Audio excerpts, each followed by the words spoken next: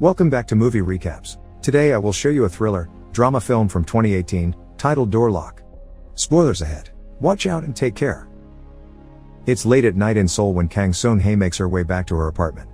When she gets home, she finds the lights not working and hears a weird sound coming from the closet. She goes to check and finds nothing inside, but before she can turn around, she's attacked by a mysterious figure. Many days later, morning arrives at another apartment in the same building, and Cho Kyung-min sleeps without knowing there's a man cuddling her. This man wakes up when the alarm in his old watch rings, and he leaves after having breakfast with her food. Kyung-min wakes up a few minutes later and takes a painkiller for her headache, which lately she's been having every morning. She's surprised at how little milk she has left, and before leaving for work, she makes sure to put things in their right place. On her way out, she notices there's some dirt on her door lock keypad and cleans it before putting in the code.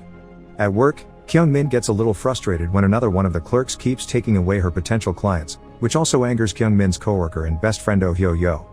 Later, while on the train, they chat about work, unaware that Kim Gi-jeong is watching them. Once Kyung-min arrives at her building, the night shift guard Han Dong-hoon gives her a box that the day shift guard left for her.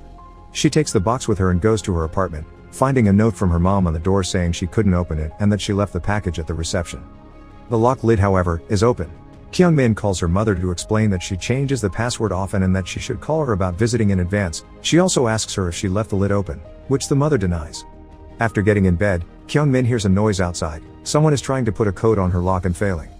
That someone also tries to open the door quite violently, but they leave without succeeding. Kyung-min waits some seconds before looking through the peephole and opening the door, but there's nobody in the hallway except for a cigarette butt on the floor. She calls the police and asks them to take fingerprints off the cigarette, but they remind her that no matter how many times she reports these incidents, there's nothing they can do if there's no actual crime done. Kyung-min has no other choice but to go back to sleep, unaware that once again, there's a man in the apartment using her bathroom and falling asleep next to her. The following morning, she wakes up with another headache. When leaving from work, she checks with the day shift guard if it's possible to check the security cameras, and when he says it is, she agrees to do it when she comes back. Before going to work, however, she stops by to meet with a realtor and see an apartment in another building, which is smaller than hers yet more expensive. During her lunch break, Hyo-yo teases her and tells her she should get a boyfriend for extra safety, like perhaps Kim Seon-ho, a coworker that is always nice to her. Back at work, Kyung-min stands up for herself and doesn't let the other clerk take the next client, who turns out to be Gi-jeong. In an effort to make a big sale, Kyung-min chit-chats with him and discovers they're neighbors. Gi-jeong even says he's seen her around. Once his transaction is over and she's given him her business card, he asks her out for coffee, and when she turns him down, he starts making a scene, saying she flirted with him first and she shouldn't fake it just for sales. Seon-ho comes in and defends her, calling security when the man won't listen to reason. In the evening, when she returns to her building, she sees Dong-hoon is being scolded by his boss because there always are incidents at night and they shouldn't need the police when he's around, something that never happens when the day shift guard is on. Kyung-min takes the elevator and a man gets inside with her to go to the same floor, so when they get there, she waits for him to be at his door before coming out as well. Later, after she goes to bed, the mysterious man that uses her apartment comes out from under the bed and sedates her before using her toothbrush and shower. He makes sure to clean every hair from the drain before joining Kyung-min and falling asleep next to her. The next day at work, her boss calls her to his office to explain her contract is over, but her performance has been good so the company wants to hire her as a permanent employee.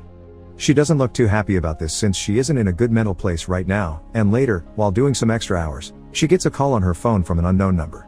She doesn't pick it up, and she ignores it again when the stranger calls while she's at the bus stop, where she's suddenly approached by Gi-jeong. Kyung-min tries to get away, but Gi-jeong grabs her and tells her to take a taxi with him, reminding her she owes him for what happened at the bank. At that moment, Seon-ho arrives in his car and sends Gi-jeong away before offering Kyung-min a ride, telling her it's okay to call him for help whenever she needs it. When she arrives at her apartment, she finds that the lights are not working and there's someone at her door. It's Seon-ho, who's brought the wallet she left in his car. As she opens the door to take it, he notices the lights are off and offers to fix it for her. Once the lights are working again, Kyung-min invites him to stay for coffee, and while he goes to the bathroom, she notices many things around the apartment have been moved. After wondering how he knew the number of her apartment, Kyung-min goes downstairs with the excuse that she'll buy coffee, but she's actually calling the police and asking them to check her apartment. Detective Lee arrives with an officer and when they open the door, they find Seon-ho dead and with his tie hanging on the doorknob.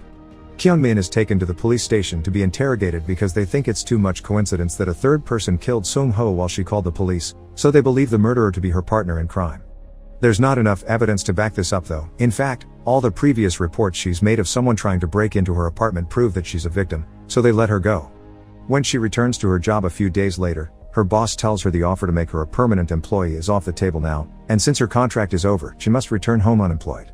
Back in her building, she asks the guard to see the security tapes,